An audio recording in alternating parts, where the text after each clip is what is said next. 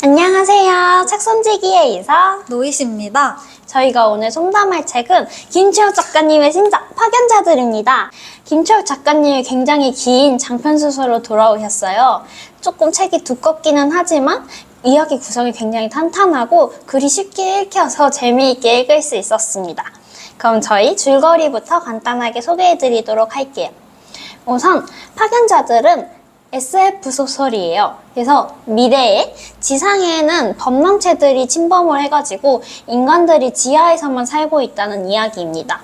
이 범람체들은 현실에서 볼 수 있는 곰팡이 기운 같은 거여가지고 형태가 명확하지는 않지만 여기저기 퍼질 수 있는 그런 존재입니다. 지하의 인간들 중에서 이런 범람체에 대해 저항성이 높은 사람들 중에서 다방면으로 능력이 뛰어난 사람들만 파견자가 될 수 있는데요. 이 파견자들만 지상에 올라와서 범람체에 대한 정보를 수집하고 어떻게 하면 인간이 다시 지상에 올라올 수 있을까를 연구하는 사람들입니다. 네, 여기까지가 소설의 그런 세계관인데요. 이 책은 보육원에서 빠져나온 테린이 자스완이라는 사람에게 입양되면서 선호, 자스완, 테린 이렇게 세 사람이 같이 살아간다는 이야기로 시작이 됩니다. 선호도 그 테린과 같은 보육원에 있다가 자스완에게 입양된 아이였어요. 자스완은 원래는 파견자였는데요. 불명예로 추방당한 인물이어서 파견자와 정부 이 두 가지를 싫어하는 인물이었습니다. 선호도 그런 자스완에게 자라다 보니까 좀 자연스럽게 파견자를 싫어하게 돼요. 하지만 항상 지상에 대한 동경과 그런 궁금증은 있는 호기심 많은 아이입니다. 반면 테리는 선호와는 다르게 파견자가 되고 싶어 하는 인물이에요. 자스완에게 테린이 입양되기 이전에 테린은 이제프라는 파견자와 좀 함께 시간을 보내고 같이 살게 되는데요. 파견자는 아이를 키우지 못하기 때문에 자스완이 테린을 키우게 되는 내용이었어요. 하지만 테린의 마음속에는 자신이 존경하고 좋아하는 이제프와 함께 살고 함께 활동하고 싶어 하는 그런 마음을 계속 품고 있었습니다. 그래서 책은 테린이 어떻게 파견자가 되고 어떤 일이 펼쳐지는지 그 일을 중심으로 이야기가 나가게 되는데요. 네, 간단한 줄거리는 여기까지입니다. 더 깊고 심오한 이야기는 같이 솜담해보면서 나누도록 하겠습니다. 첫 번째 이야기로 원래 자스완과 선호, 테린이 함께 살았어요. 근데 자스완과 선호가 워낙 파견자에 대해 부정적인 시선이 있다 보니까 테린이 이들 몰래 집을 구해서 자취 생활을 하면서 파견자 시험을 준비합니다. 이제프를 만나기 위해서 파견자가 되려고 하는 테린의 행동을 이해할 수 있었나요? 근데 저는 사실 조금 테린이 좀 이해가 안 됐어요. 왜냐면 소설에서 딱 세계가 막 범람체가 막 우글거리는 세계고 파견자는 조금 멋있어 보일 수 있는 직업인 건 인정하지만 되기에도 어렵고 굉장히 어려운 시험이 있고 또 테린이 파견자가 되려고 하는 그런 모습이 좀 무모하기도 하고 한편으로는 좀 걱정이 되기도 했습니다. 또 앞서 말했듯이 자스완과 선호와 함께하는 그런 생활이 저는 좀 안정적으로 보였거든요. 하지만 그 집 밖을 뛰쳐나오면서 좀 파견자 시험을 보려고 이렇게 살아가는 모습이 좀 안 돼 보이기도 했습니다. 그래서 소설 막 초반에는 막 일명 쓰레기죽 같은 걸 먹으면서 근근히 살아가고 있다는 내용이 나오기도 해요. 해서 저는 좀 고민이 많아지는 도입부였던 것 같습니다. 언니는 어땠나요? 맞아요. 저도 사실 소설 초반만 봤을 때는 이해가 잘 안 됐어요. 왜냐면 테린이 파견자가 되고 싶은 이유가 지상에 올라가고 싶은 마음도 있었지만 이제프와 함께 하고 싶다는 마음이 가장 컸기 때문이었거든요. 근데 소설 초반에는 이런 이제프와의 강대성보다는 선우와 자스완의 강대성이 더 보이다 보니 왜 이들이 반대하는데도 그렇게 파견자가 되고 싶은 걸까라는 생각이 있었던 것 같아요. 그런데 소설 후반부부터 조금씩 이런 해소가 풀리기 시작했어요. 생각했던 것보다 이제프와 테린의 관계성이 굉장히 깊은 사이였더라고요. 테린과 선호가 보육원에 있었다고 했잖아요. 근데 그 보육원이 아니라 연구소였어요. 선호와 테린은 이 속에서 실험을 당하는 실험체 중 하나였습니다. 그리고 이제프는 이 연구소의 부소장으로서 역할을 하고 있었어요. 이제 테린이 실험체들 중에서 가장 긍정적인 반응을 보이는 인물이었어요. 그래서 부소장인 이제프가 테린에 대한 호기심이 있어서 면담을 따로 신청을 해서 둘이 이제 이야기를 하는 그런 시간을 좀 많이 가졌더라고요. 이 과정에서 단지 이제 이제프는 테린의 실험체가 아니라 테린이라는 사람 자체로 이제 보기 시작했고, 테린도 이제프와 면담을 통해서 이제프에게 많이 의지하는 그런 모습을 보여줬어요. 그래서 생각보다 둘의 관계가 끈끈하다는 생각이 들어서 테린이 왜 이제프와 그렇게 같이 활동을 하고 싶어 했는지 좀 이해할 수 있었던 것 같아요. 원래 범람체 인간이 감염되면 자아가 해체되면서 인간으로서 존재할 수 없다고 해요. 그런데 이상하게 7세 이하의 어린 아이들은 범람체 감염을 당해도 정상적인 반응을 보여줬다고 합니다. 그래서 이를 연구하기 위해 연구소가 있었던 건데요. 여기에서 유독 테린이 범람체와 굉장히 상호작용을 잘하는 모습을 보여줘요. 자신의 범람체에게 솔이라는 이름까지 붙여주면서 말이에요. 테린에게 솔은 과연 어떤 존재였을까요? 약간 테린에게 솔은 되게 어렸을 때도 그렇고 뭐 좀 성장하고 나서도 그렇고 있어서는 안 될 존재이지 않았나? 라는 생각이 들기는 했어요. 사실 조금 슬픈 얘기지만 테린이 연구소라고 일컫는 그곳을 빠져나오게 되기까지의 그 과정에서 그 솔과 테린은 의사소통을 하긴 했는데 좋은 관계를 맺고 놀이를 막 만들어내고 좀 재밌게 즐겁게 보내긴 했어요. 하지만 뭐 다른 아이들도 그런 좋은 반응을 보이긴 했지만 그 중에서는 뭐 설사나 구토 같은 그런 증상을 보이는 친구들도 있었고, 그래서 결국에 그 연구소에서는 범람체를 일단은 지워버려야겠다라는 좀 극단적인 그 선택을 하게 됩니다. 그래서 테린 역시도 몸 안에 있는 그 솔이라는 존재를 없애게 되는 그런 강제 주사를 맞게 되고, 그 다음에 어떻게 보면 그 다음에 그 관련된 기억까지 모조리 잊은 다음에 자스원에게 입양이 되는데요. 그 다음에 이제 테린이 앞서 말했듯이 파견자 시험을 보려고 막 고군분투하잖아요. 사실 솔은 테린에게 어떻게 보면 강제적으로 잊혀진 존재였지만 그때 테린은 조금씩 솔의 존재를 느끼게 돼요. 근데 저는 이 과정에서 좀 솔이 테린에게 좀 좋은 긍정적인 시그널을 많이 주고 있다는 생각이 들었어요. 왜냐하면 파견자 시험은 좀 되기에 굉장히 어려운 시험인데 솔이 막 이쪽 방향이 맞는 것 같아 이렇게 알려주기도 하고, 테린은 그 솔의 도움을 받아서 결국에는 파견자 시험의 마지막 관문까지 통과를 하게 되거든요.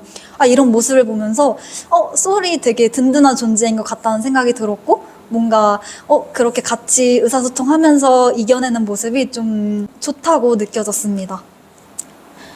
맞아요. 노이세 말처럼 분명히 테린과 솔은 떨어질 수 없는 존재였기 때문에 붙어 있으면서 잘 작용을 했던 것 같아요.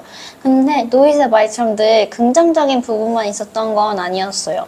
솔로 인해서 불편한 점이 분명히 있었거든요. 어쨌든 솔과 테린이 상호작용을 하면서 같이 살아가야 했는데 솔이 세상을 보는 방식과 테린이 세상을 보는 방식은 너무 달랐어요. 테린은 인간으로서 보는 시야였지만 솔은 범람체라는 다른 생물체가 보는 시각으로 세상을 보고 있었거든요.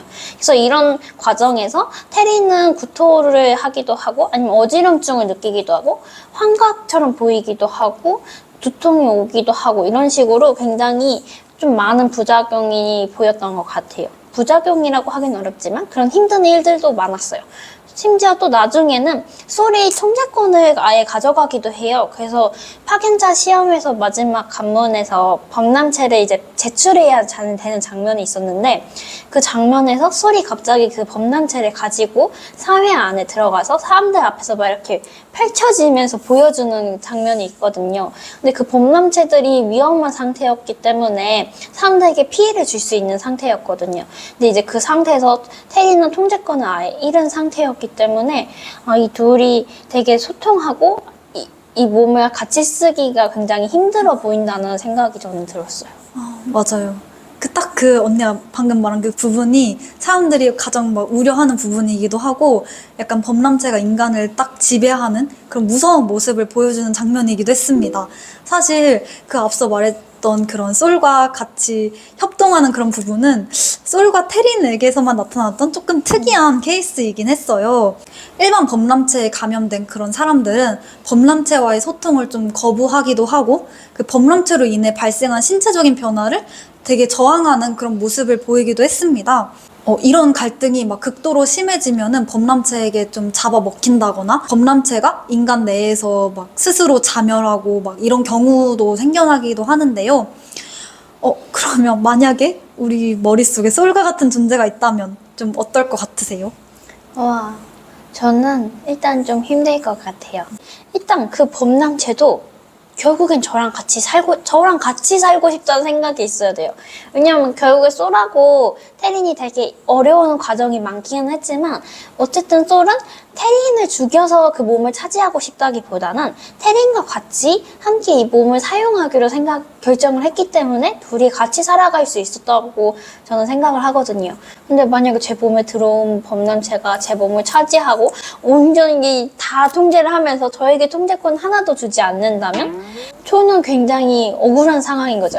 제 몸을 빼앗긴 상태이고 소통 자체가 만약에 잘 안 된다면 어렵지 않을까? 그리고 한편은 또 지금 제 몸에 이런 범람체가 들어오면 좀 저도 억울할 것 같긴 해요. 왜냐하면 제 의지와 상관없이 저는 갑자기 누군가에게 제 몸을 빌려줘야 하는 상황이 온 거잖아요. 그래서 그런 거 자체가 잘 받아들이기가 조금 어렵지 않을까 생각을 했어요. 그래서 만약에 솔과 같은 존재가 있다고 하더라도 정말 꼭 같이 살아가지 않아도 된다라는 선택지가 있다면 저는 같이 안 살 수도 있지 않을까 싶어요. 저도 뭔가 제 자아가 약하기 때문에 범람체가 등장하면은 제 자아를 막 뺏어버릴 수도 있을 것 같다는 생각이 조금 드는데요. 근데 저는 조금 솔과 같은 존재가 좀 든든한 모습에 조금 주목을 하고 싶어요. 왜냐면 전 결정을 되게 잘 못하는 편이고 고민이 진짜 많은 편이거든요. 근데 갑자기 솔과 같은 존재가 너 인생은 이게 맞아. 뭐 이쪽으로 가. 아니면 뭐 이런 게 너한텐 지금 좋아. 이렇게 막 결정을 딱딱딱 내려주면은 좀 괜찮을 것 같은 거예요. 좀 의지가 많이 되는 존재일 것 같다는 생각이 들어서 좀 좋게 봤고, 또 저는 인간만이 할 수 있는 그런 능력을 키우고 막 솔 같은 그 범람체에게는 너는 너가 할 수 있는 범람치적인 능력을 키워 해서 같이 협업을 하고 분담을 하면은 나 되게 초인적인 인간이 될 수 있겠는데? 라는 생각이 들면서 좀 같이 공존해도 재밌겠다라는 생각이 들기도 했습니다. 이제 책에서는 범람체와 인간이 그나마 공존할 수 있는 형태가 느빈이었는데요. 느빈 같은 경우에는 범람체에 감염은 되었지만 그래도 인간의 자아는 가지고 있는 형태였어요. 약간 쉽게 보자면 좀 자아가 있는 좀비 같은 느낌인데요. 만약에 우리 현대 사회에서 주변에서 갑자기 그런 존재가 나타난다면 어떨 것 같아요? 일단 좀 놀랄 것 같아요. 그리고 쉽게 받아들이기는 조금 어려울 수도 있을 것 같다는 생각이 들었어요. 왜냐면 사실 자아가 있는 좀비는 영화 같은 곳에서 보면 외향은 살짝 좀비 같긴 해도 의사소통이나 말이나 행동 같은 경우에는 일반 인간과 크게 다르지 않는 모습을 보여주잖아요.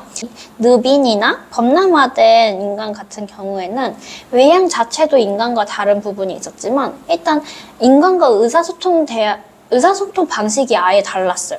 그래서 사람들이 처음에는 이 범람화된 인간들이 미쳤다라고 표현을 하거든요. 자아를 완전 잊은 사람들이다 생각을 했기 때문에 인간으로 보기 어려워하는 부분도 나와요.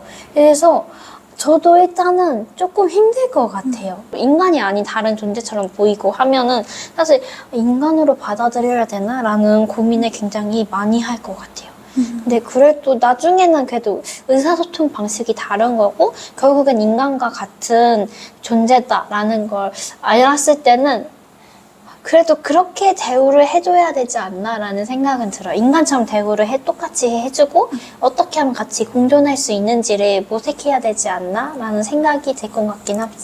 인간으로 대우를 해야 된다는 건 인정하는데 그럼에도 제 눈앞에 딱 나타나면 좀 무서울 것 같기는 해요. 그러니까 범람체가 말하는 방식하고 인간이 말하는 방식이 좀 다르다고 했잖아요.